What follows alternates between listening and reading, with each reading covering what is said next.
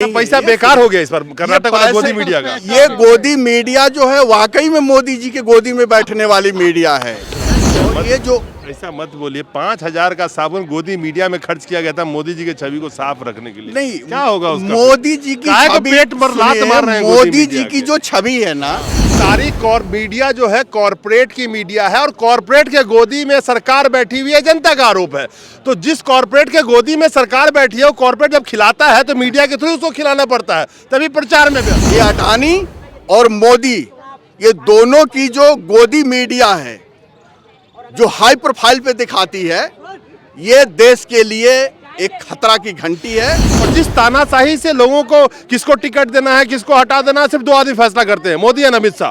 राज्य कोई चला रहा हो, कोई मुख्यमंत्री चला रहा हो, कोई फर्क नहीं पड़ता। ये दुनिया जानती है, ये भारत की हर जनता जानती है। लेकिन उस फैसले के ऊपर में कर्नाटक ने ऐसा सवाल खड़ा कर दिया है। मोदी जी ने भी एक गारंटी दी थी कि असली वाला गारंटी दे रहा हूँ कर्नाटक की जनता को, जनता नहीं मानी। सर, जनता कहाँ से मानेगी? काहे नहीं मानी? असली वाला गारंटी था इस बार। असली वाला वो गारंटी नहीं था। अरे बोले थे वो, बोलने से नहीं होता है, क्या करने से होगा? छोटी छोटी पार्टियां बीच में किंग मेकर बन के और किस तरह से फिर जनता के वोट के साथ धोखा होता है, इसका नज़ारा हरियाणा के अंदर में, खरीद फरोख्त तो खैर एमपी के अंदर हो, महाराष्ट्र के अंदर में हो, 9 राज्यों में सरकार बीजेपी ने टॉपल किया जहां पे उनकी सरकार नहीं बननी चाहिए थी और उनको बहुमत नहीं मिला था। कर्नाटक के जनता ने पूरे भारत की जनता को एक मैसेज जरूर दिया है कि जिसको चुनो ठोक के चुनो, कि उसको फिर दोबारा आने का मौका ही मत दो।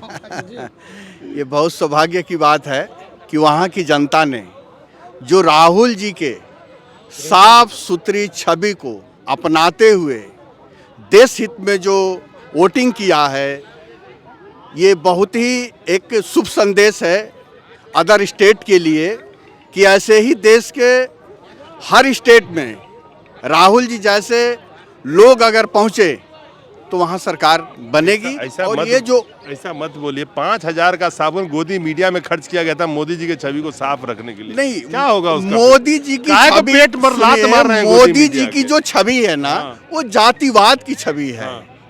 ये विकास की छवि नहीं है। ये जो ध्रुवीकरण की राजनीति करते हैं, ये हिंदू मुस्लिम, आपने देखा होगा वहाँ पे जय बजरंगबली की नारा लगवाया और वहाँ की जो शिक्षित जनता है, जो समझदार जनता है, अपने बुद्धि का इतना अच्छा उपयोग किया, जो कांग्रेस पार्टी के हक में वोटिंग किया और अपने विकास को आगे बढ़ाएंगे। जो हमारी 5 गारंटियां दी राहुल जी ने, उसकी जीत है। अरे मोदी जी ने भी एक गारंटी दी थी कि असली वाला गारंटी दे रहा हूँ कर्नाटक की जनता को, जनता नहीं मानी। सर, जनता कहाँ से मानेगी? काहे नहीं मानी? असली वाला गारंटी था इस बार। असली वाला वो गारंटी नहीं था। अरे बोले थे वो, बोलने से नहीं होता है, क्या करने से होगा? मोदी जी का आशीर्वाद नहीं। कहाँ से लेगी जनता? हजारों करोड़ रुपया गोदी मीडिया को दे दिया, असली असली बोलते रहो 4 बार और। तो वो तो आज से नहीं है, तो शुरू से उनका एक बहुत बड़ी उपलब्धि रहा है जो गोदी मीडिया को उन्होंने खरीद करके और एक जनता को बरगलाने का काम करते हैं। ये कोई आज नई बात नहीं। पैसा बेकार हो गया इस पर कर्नाटक वाला गोदी मीडिया का। ये गोदी मीडिया जो है वाकई में मोदी जी के गोदी में बैठने वाली मीडिया है। अगर ऐसी मीडिया गोदी में बैठती रही तो देश का मोदी जी के नेतृत्व में कल्याण कभी नहीं हो सकती। यहाँ पे मैं करेक्ट करता हूँ सीरियस नोट पे आपको, क्योंकि सारी मीडिया जो है कॉरपोरेट की मीडिया है और कॉरपोरेट के गोदी में सरकार बैठी हुई है, जनता का आरोप है।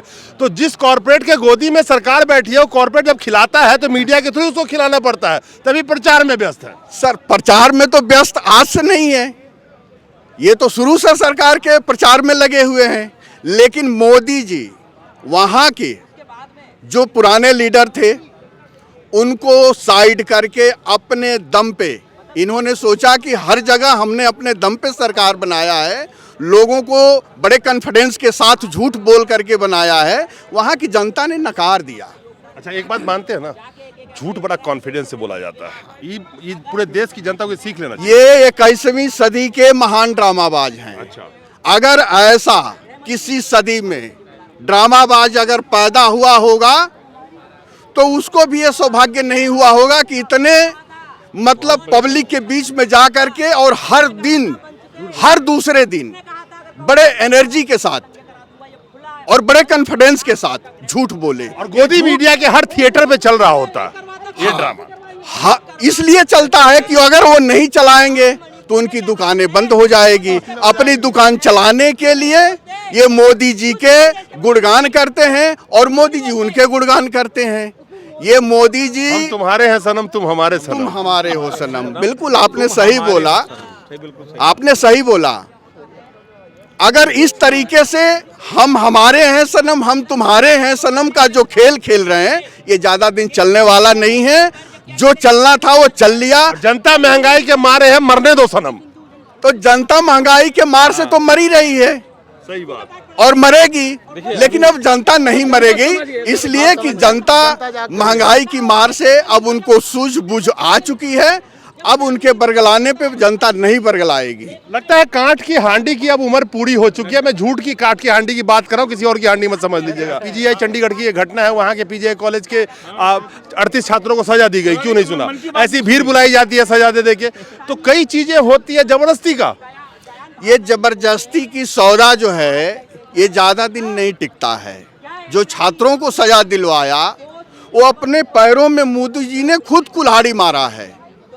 ये एक शिक्षा पे हमला करने लायक इनकी व्यवहार है, ये करते हैं।